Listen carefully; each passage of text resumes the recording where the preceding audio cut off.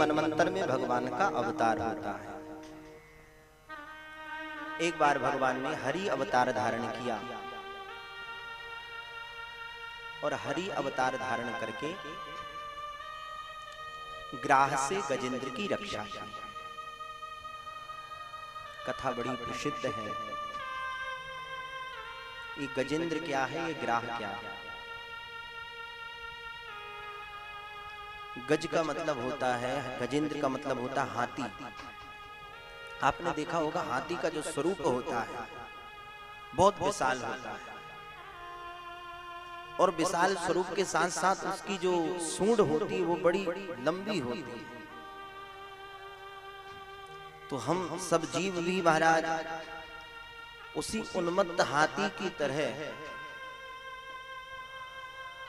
धन का अभिमान लेकर के, पद का अभिमान लेकर के, ऐश्वर्य का अभिमान लेकर के, प्रतिष्ठा का अभिमान लेकर के। अभिमान भी कई तरीके का होता है। किसी को अपनी सुंदरता का अभिमान होता है, हम बड़े सुंदर हैं, हमसे सुंदर कोई है नहीं दुनिया में। तो जो जीव देहाभिमानी होकर के संसार में विचरण कर रहा है, और हाथी की सूंड जो होती है वो बड़ी लंबी होती है।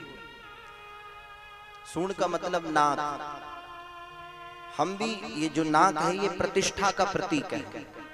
प्रेम से बोलो श्री राम।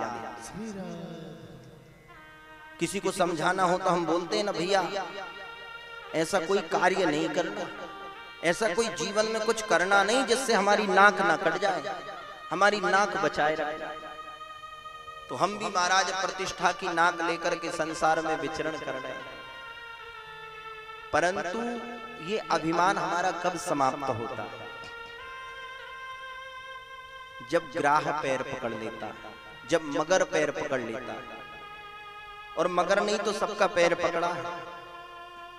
किसी ने कहा भैया भटहर ग्राम में कथा हो रही है, महाराज जी आए हैं और पांडे परिवार के द्वारा दिव्य आयोजन हो रहा है, तो क्या तुम कथा में नहीं चलोगे? बोले जाने की तो बहुत इच्छा है महाराज, परंतु मगर, ये मगर ने सबका पैर पकड़ रखा, क्या करें? बोले बच्चे अभी ट्यूशन से आएंगे, उनको भी व्यवस्थित करना है और फिर समय भी बहुत हो जाता है, वापस भी घर में आना पड़ता है, भोजन की भी व्यवस्था देखना पड़ता है। जाने की तो बहुत इच्छा है, मगर ये मगर नहीं सबका पैर पकड़ा। तो मगर क्या है? ये काल रूपी जो ग्राह काल का प्रतीक है। जब काल पैर पकड़ लेता है तो अभिमान हमारा समाप्त हो जाता है।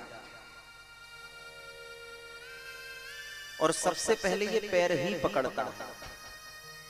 जब काल का आक्रमण होता है, आपको पता होगा, आपके जीवन की आपको हर तारीख याद होगी, हर तारीख। आपसे मैं पूछूं कि आप ये बताओ कि आपका जन्म कब हुआ, आपकी डेट ऑफ बर्थ। आप तुरंत कहोगे महाराज ये फला तारीख को, फला महीने में, फलाने सन में हमारा जन्म हुआ। मैं पूछूं कि आपका विवाह कब हुआ, आप तुरंत बता दो। अच्छा बच्चे, बोले महाराज ये तारीख को बच्चे का जन्म हुआ। परंतु मैं आपसे पूछूं कि आपको वृद्धावस्था कब आई, आप बुढ़े कब हुए, कोई बता सकता है? किसी के पास कोई तारीख लिखी हुई है कि ये तारीख को हमारे ऊपर वृद्धावस्था ने, जरा ने आक्रमण किया? नहीं पता। ये शनि शनि धीरे धीरे ही आक्रमण करते हैं। तो इसी प्रकार सबसे पहले ये काल पैर ही पकड़ता है। जैसे हाथी का पैर पकड़ लिया ग्राह। आध्यात्मिक भाव को मैं आपको समझाना चाह रहा हूं। महाराज पैर बड़े दुखते हैं, घुटने बड़े दर्द देते हैं, बैठा नहीं जाता, चला नहीं जाता। एक आसन पर बैठने की इच्छा तो होती है, परंतु क्या करें, बड़ी परेशानी पैरों में। परंतु जब काल पैर पकड़ लेता है तब हाथी को लगता है कि मैं फालतू में ही अभिमान कर रहा था। फिर उस हाथी ने अपने परिवार वालों का आश्रय लिया। हथनियों से कहा कि देवी जी मैं संकट में पड़ गया हूं, तो मेरी रक्षा करो। उन्होंने भी प्रयास किया, परंतु काल से कोई कहां बच पाया। बच्चों से कहा, बच्चे तुम मेरी रक्षा करो। वो भी कहने लगे, पिताजी अब कब तक तुम यहाँ लड़ाई करते रहोगे, ये वर्षों से युद्ध चल रहा है तुम्हारा, अब हमको घर भी तो जाना है, भूख भी तो लगी। इसी प्रकार ये संसारी जीव हैं, ये स्वार्थ की दुनिया है महाराज। जब तक हमारे पास चकाचक माल है तब तक हमारे साथ में है, और जैसी वृद्धावस्था आ जाती है, जरा अवस्था आ जाती है, तो वार्ताम प्रक्षति कोपी न गए है, कोई बात करना भी नहीं चाहता। गुरु नानक जी बड़ा सुंदर भाव कहते हैं कि प्रीतम जान लियो जग माही, प्रीतम जान लियो जग माही, अपने सुख से ही जग बांध्यो, को काहू को नाही, प्रीतम जान लियो जग माही, सुख में आनी, सुख में आनी, सबही मिली बैठत, रहूं चहूं दिस घेरे।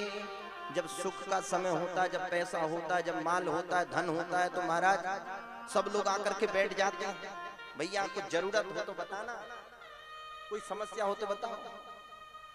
और जब धन चला जाता है, जब पद चला जाता है, तो विपत्ति पड़ी संग ही संग छाड़त, को न आवत नेरे, प्रीतम जान लियो जग माही।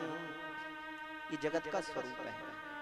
हाथी को ज्ञान हो गया इस बात का, परंतु हमें बोध नहीं हुआ, हमें ज्ञान नहीं हुआ। हाथी ने भगवान नारायण की स्तुति की है और भगवान प्रकट हुए और ग्राह का उद्धार किया। आगे एक मनमंदिर